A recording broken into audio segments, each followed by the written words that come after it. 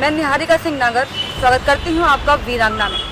जैसा आप सब जानते हैं कि वीरांगना में हम हर बार आपको ऐसी महिलाओं से मिलाते हैं जो लगातार संघर्ष कर रही हैं और अपना एक अलग ही मुकाम बनाया है। हम आज आपको ऐसी ही वीरांगना से मिलाने जा रहे हैं जिनका नाम है शानी वर्मा। तो आइए जानते हैं इनसे इनका सफरनामा। स्वदेश 24/7 न्यूज़ चैनल में आपका बहुत बहुत स्वागत है। बहुत बहुत धन्यवाद आपका।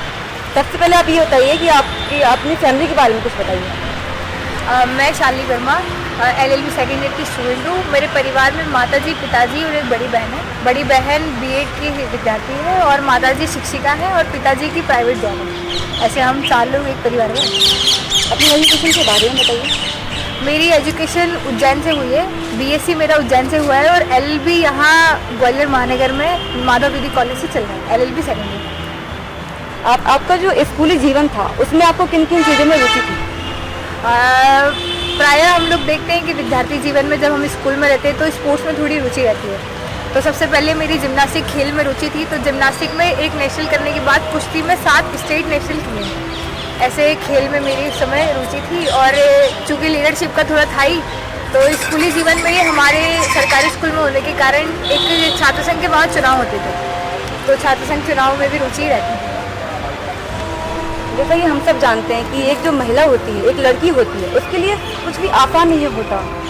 उसे अपना मतलब समाज से भी लड़ना पड़ता है, परिवार से भी लड़ना पड़ता है। तो अपने राजनीति में आना कैसे मन सोचा?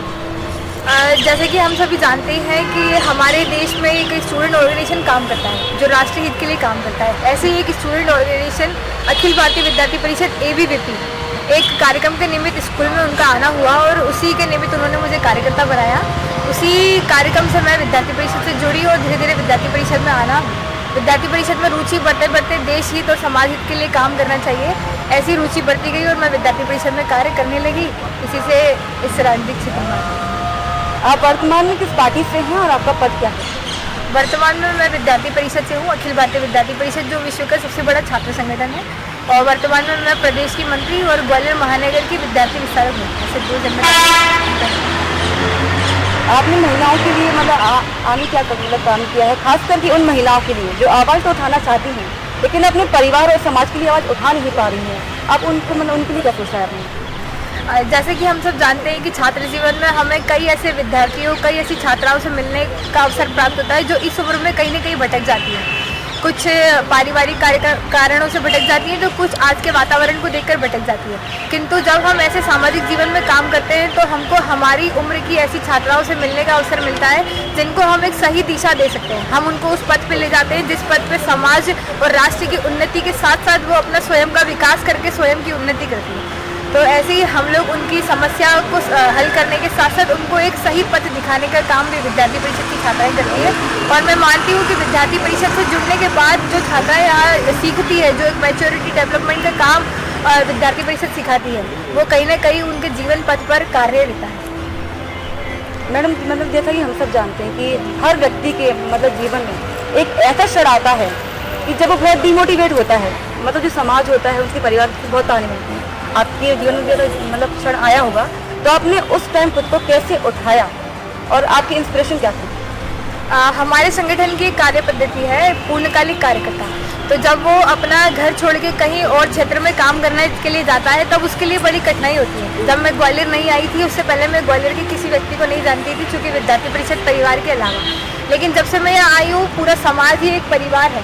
तो इस कठिन रास्ते को अपना घर छोड़ के कहीं और किसी क्षेत्र में काम करना और सहजता से काम करना, उत्साह से काम करना, क्योंकि जिस क्षेत्र में हम काम कर रहे हैं वहाँ उत्साह ज़रूरी है, वरना हम उसको मन लगा के नहीं कर सकते। तो एक उत्साह, मन में उत्साह बनाए रखना है कि औरों के लिए हमको कैसे काम करना है। इस प्रेरणा, इस भाव को लेकर हम काम करने के लिए जब निकले तो परिस्थितियों को, अनुकूल परिस्थितियों में भी हमने काम किया और ऐसी परिस्थितियों में भी लेकर हम लोग यहाँ पर काम कर रहे हैं विद्यार्थी परिषद के लिए। और जब बात आती है कि हमने छात्राओं के लिए क्या किया, तो हम जब बात करते हैं कि जब 2016 का निर्भया कांड जो दिसंबर में 2016 में हुआ था, आ रहे थे छात्र संगठन सड़कों पर आकर उनके घर पे समय पे पहुंचने के समय पे सवाल उठा रहे थे।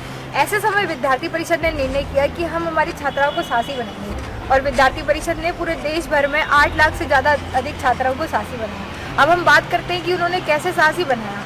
तो जब हम कॉलेज कैंपस में जाते हैं तो प्रायः हमारे पास पेन, कड़ा और क्लिप होता है। इन तीनों से हम कैसे अपने आप की सुरक्षा कर सकते हैं और कैसे सामने वाले पे प्रहार कर सकते हैं। ऐसी एक सेल्फ डिफेंस की ट्रेनिंग विद्यार्थी परिषद ने दी और मुझको गर्व होता है कि इस ट्रेनिंग पार्ट में हम लोग भी इसके सहभागी बने और हमने उज्जैन महानगर में 5000 से अधिक छात्राओं को साथी बनाया।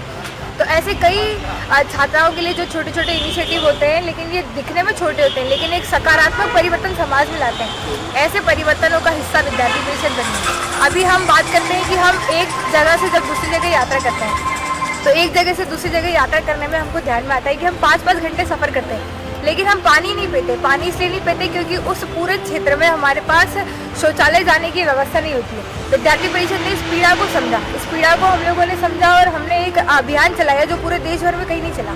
हमने एक प्रवृत्ति का अभियान चलाया जहाँ हमने शौचालयों का सर्वे किया। तो हम मुरैना के एक पुलिस स्टेशन में गए, तो वहाँ के पुलिस स्टेशन में महिलाएं पुलिस अधिकारी भी हैं, लेकिन उस पुलिस स्टेशन में शौचालय नहीं है। तो हम स्वाधीन भारत की बात करते हैं, लेकिन कई ऐसे स्थान है जहाँ सार्वजनिक स्थान, कैंपस, कॉलेज हो, वहाँ सैनिटरी नैपकिन और शौचालय की व्यवस्था नहीं है। विद्यार्थी परिषद ने इसका सर्वे किया और हमने पूरे 18 जिलों में सर्वे के माध्यम से सरकार को बताया कि स्वाधीन भारत में शौचालय कितना महत्वपूर्ण है और हमारी छात्राओं के स्वास्थ्य की दृष्टि से कितना महत्वपूर्ण है।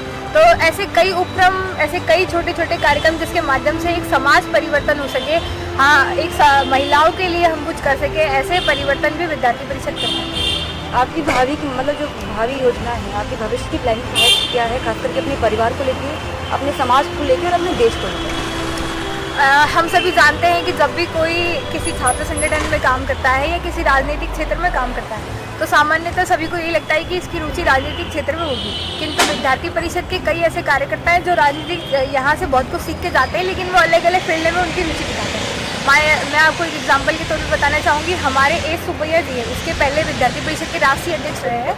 तो चूँकि वो राजनीति में नहीं है, वो कैंसर के सबसे बड़े सर्जन हैं, तो विद्यार्थी परिषद के कार्यकर्ता जिस दिशा भी जाते हैं वो राष्ट्रीय हित के लिए काम करते हैं, चाहे वो अपने व्यवसाय में जाए या पारिवारिक में जाए। क्योंकि आप बात कर रहे हैं मेरी, तो मेरा ज़्यादातर रुझान राजनीतिक क्षेत्र में है। वो इसलिए है कि एक जब सकारात्मक परिवर्तन हम विद्यार्थी परिषद में सीखते हैं, उनको ज़मीन पे उभारने की आवश्यकता है और मुझे लगता है कि ऐसा उभारना उनको विद्यार्थी परिषद के कार्यकर्ताओं से अच्छा कोई नहीं समझ सकता हो, क्योंकि जो आम विद्यार्थियों की सोच से उभरा हो, आम विद्यार्थियों के बीच से आया हो, वही ऐसे लोगों के हित के लिए काम कर सकता है, ना कि किसी नेता का पुत्र उस हित में काम कर सकता है। जो सोने की चम्मच लेके जन्मा हो वो जनता की और आपकी भावनाओं को कैसे समझेगा। तो चूँकि मेरा इंटरेस्ट ज़्यादातर उसी फील्ड में है, तो मैं उसी के बारे में आपको बताऊँ। मेरा आखिरी क्वेश्चन आपसे ये है कि जो हमारा यंग हिंदुस्तान है, मतलब हमारा यंगिस्तान है, हमारा जो युवा है वो सो चुका है, जैसा कि हम सब बोलते हैं कि वो सो चुका है, तो युवाओं को आप क्या संदेश मतलब देना चाहेंगे कि वो उठ सके? अभी मेरा भोपाल में एक शक्ति संवाद कार्यक्रम में रहना हुआ था। तो संवाद मतलब कि हम छात्राओं से संवाद ही कर रहे थे, तो उसमें कई छात्राएं आई थी। उसमें कुछ छात्राओं ने, जैसे हम जब महिला सशक्तिकरण की बात करते हैं, तो उन्होंने महिला सशक्तिकरण के लिए मेरे से पूछा कि हमको घर पे 3 बजे, हम रात में घर पे 3 बजे क्यों नहीं जा सकते, है ना, हमारे कपड़ों पे क्यों सवाल उठाया जाता है। तो मुझे नहीं लगता कि महिला सशक्तिकरण ये है कि हमको रात में 3 बजे तक घर पे आने की छूट दी जाए, या महिला सशक्तिकरण ये नहीं है कि हम कुछ भी प्रकार के कपड़े पहने। महिला सशक्तिकरण तो वो है कि अभी आपने हाल ही में देखा होगा, एक महिला अपने बच्चे को तेंदुओं से बचा के लाई है। महिला सशक्तिकरण तो वो है जो पद्मश्री में सम्मानित हो रही है, ये महिला सशक्तिकरण है, ना कि हम हमारे घर के समय में ड्रेस में उलझे। तो आज के युवाओं को यही एक मतलब मेरा संदेश है कि हम लोग परिभाषाओं को देखें कि हम महिला सशक्तिकरण की क्या बात कर रहे हैं। हमको हर चीज़ में सकारात्मकता ढूंढनी चाहिए। अगर हम हमारे समाज में नकारात्मक ढूंढेंगे तो ये मतलब ठीक नहीं है। हम समानता की बात करते हैं, लेकिन आजकल हम मीम्स के माध्यम से, इंस्टाग्राम के माध्यम से देखते हैं कि कई महिलाएं उन पे गलत ऐसे वो लगा देती है प्रश्न चिन्ह, जो समानता के लिए उनके मन में भी भेद का प्रश्न उठाते हैं।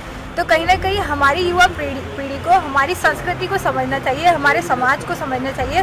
और जिस प्रकार हमारा भारत देश विभिन्न जाति, वस्त्र और भाषाओं का है, लेकिन एक हृदय भारत देश कहलाता है, तो ठीक इसी प्रकार की भाव लेके हमको कार्य करना चाहिए। और जितनी हमारे में सकारात्मकताएं हैं जो हम हमारी ऊर्जाओं में लगाना चाहते हैं, इस सकारात्मक सोच को लेके हमको काम करना चाहिए, ना कि हमें हमारे देश में नकारात्मकताएं ढूंढनी चाहिए। क्योंकि जब हम सकारात्मक होंगे तो हम हमारे निश्चित तौर पर हमारे लक्ष्य तक पहुँच पाएंगे। और अगर हम हर चीज़ में नकारात्मकताएं देखेंगे तो हम वहाँ तक भी नहीं पहुँच पाएंगे। नकारात्मक आवश्यक है, लेकिन सकारात्मकताएं ज़्यादा होना चाहिए जीवन में। यही उन लोगों को संदेश है।